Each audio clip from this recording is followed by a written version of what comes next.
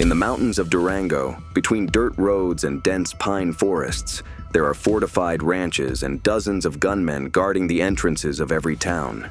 From this region, Ismael Zambada Sicairos, known as El Mayito Flaco, leads one of the bloodiest wars Sinaloa has ever seen in its history. Surrounded by his most loyal men and protected by the powerful brothers Alejandro and Jose Luis Cabrera Sarabia, Mayito Flaco coordinates several hitmen cells loyal to the Zambada family in their fight to take territory from Los Chapitos, led by Ivan Archibaldo Guzman Salazar. But this war is not only fought with rifles and ambushes, it is also a war of espionage. Through human sources and intercepted communications, Los Mayos and Los Chapitos compete to obtain key information about their enemies, leadership locations, safe houses, drug labs, and internal movements. To protect himself from these leaks, Mayito Flaco relocated since 2024 to ranches safeguarded by the Cabrera Sarabia brothers, the absolute rulers of the state of Durango, who operate in complicity with local, state, and federal authorities. Sources close to the Zambada family claim that Mayito Flaco suffers from anxiety episodes and has even sent envoys to seek contact with U.S. federal agents to negotiate a possible surrender.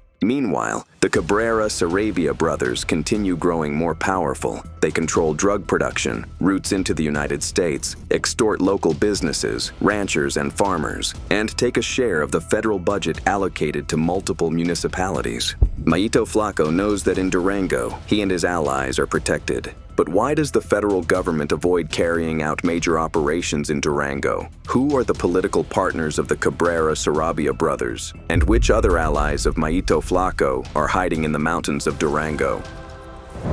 In this episode of Illicit Investigations, we tell you what Mayito Flaco's life is like in the mountains of Durango, how the corruption network of the Cabrera Sarabia brothers operates, and we reveal details of the secret meetings where the most important moves in the war against Los Chapitos and their allies are decided. Don't move.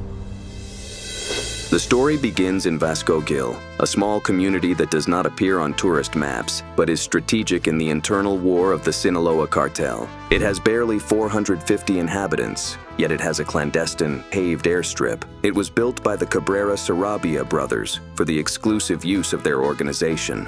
There are no soldiers here, no inspections, no flight logs. No one asks what comes in or what goes out. For years, this place served as a refuge for Ismael El Mayo Zambada, and now it is the hideout of his son, Mayito Flaco.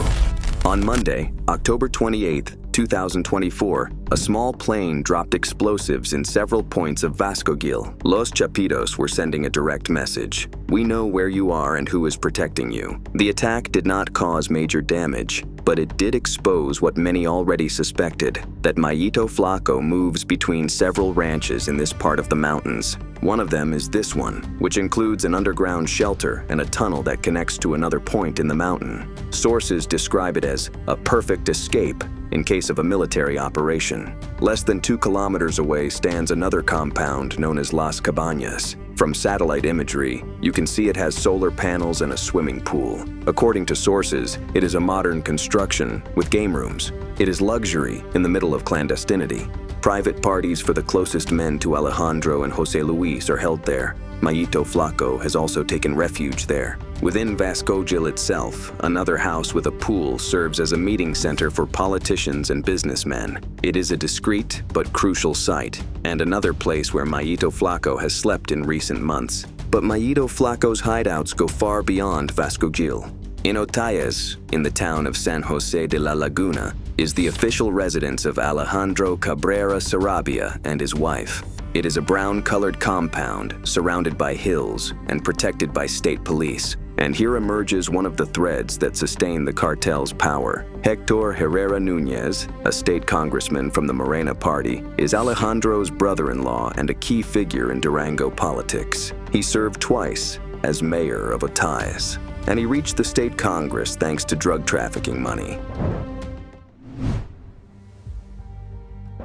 Durango cannot be understood without the institutional influence of its crime bosses, and their most visible and most ironic piece is the State Attorney General, Sonia Yadira de la Garza. Before the media, she presents herself as a tough prosecutor. But Felipe Cabrera Sarabia, brother of Jose Luis and Alejandro, and who is currently detained in the United States, stated in 2011 before a Mexican judge that he himself had recommended Sonia Yadira for that position. Years later, Sonia returned to the same position during the administration of Esteban Villegas Villarreal. Nothing is a coincidence. In Durango, reporting the Cabrera Sarabia brothers is pointless, and Governor Villegas Villarreal is also part of the machinery. Since his time as president of the state PRI political party, he met with Felipe Cabrera Sarabia to choose municipal candidates. When he served as mayor of Durango City, he hired cartel-owned companies to supply gasoline and food packages to the municipality. Today, as governor, he continues meeting with the Cabrera Sarabia brothers. Reports from Mexican intelligence claim that they financed his campaign with more than $5 million in exchange for protection and contracts. Despite protests from ranchers and business leaders in the Laguna region due to extortion and insecurity, in interviews, Governor Villegas Villarreal has insisted that the Cabrera Sarabia brothers are harmless. Among the Cabrera Sarabia companies contracting with the state are Servicio Casal de Durango, Estaciones Tauro, and Comercializadora Sierra Madre. Héctor Eduardo Vela Valenzuela, Durango's government secretary and the governor's right-hand man, is the one who meets with Ruben Alejandro Ojeda Sarabia, known as 09, emissary and cousin of the Cabrera Sarabia brothers, to arrange contracts with these companies. Ramon Peña Perez, aka El 22, brother-in-law of the Cabrera Sarabia brothers and husband of their sister Luliana, also takes part in these negotiations. The governor's father-in-law, Jesus Antonio Rosso Holguin, served as Secretary of Public Security. He sold the region to Mayo Zambada years ago. He received $50,000 monthly, according to a ledger, with the cartel's payroll seized from Felipe Cabrera Sarabia. Besides controlling drug routes, municipal governments, construction contracts, and gas stations that supply fuel to federal patrols and municipal budgets, the Cabrera Sarabia brothers also obtain funds from federal subsidies for education and health. That money is collected by Salvador Perez Esparza, known as El Chapitos, chief advisor for Morena in Durango, and delivered to Ruben Ojeda Sarabia. Their political power is so great that the Cabrera brothers no longer even hide. They organize parties with artists such as Julián Álvarez, Los Tucanes de Tijuana, Edición Especial, Tito Doble P, Los Dos Carnales, Los Ángeles Azules, Arly Pérez, among many other musical groups. While Durango faces poverty and violence, they live like celebrities. This power has helped Mayito Flaco confront Los Chapitos and protect his partners.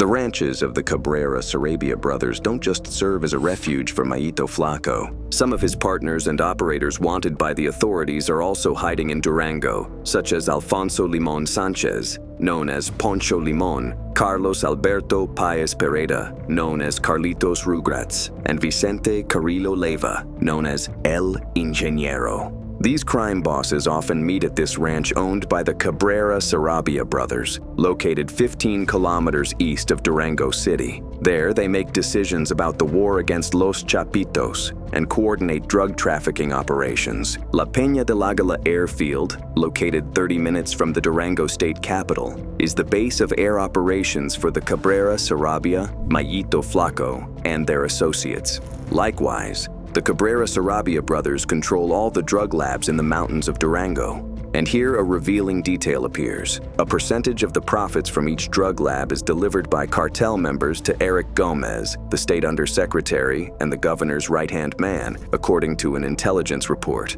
In other words, according to the report, Villegas Villarreal receives money from the operations of the drug labs. In recent months, the Mexican Navy has raided several of these labs in the municipality of Tamazula, but it all appears to be a staged operation. The Cabrera Sarabia brothers provide them with the coordinates, but only after ensuring none of their men are present. This way, they stay on good terms with the government, and the government shows results. The connection between the Cabrera Sarabia brothers and the Public Security Secretariat under Omar Garcia Harfuch is evident, which is why Mayito Flaco feels safe in Durango and does not set foot in Sinaloa. Another multi-million-dollar business of the cartel is the looting of mines. A federal government source confirmed that Grupo Flechas, the armed wing of the Cabrera organization, participated in the theft of 240 tons of gold, silver, and zinc from the Newmont Peñasquito mine on October 31st, 2024. Grupo Flechas also steals gold from mines in Zacatecas and Durango.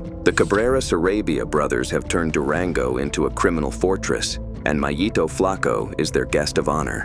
This is Illicit Investigations. Subscribe now to our channel and activate notifications to go beyond the headlines.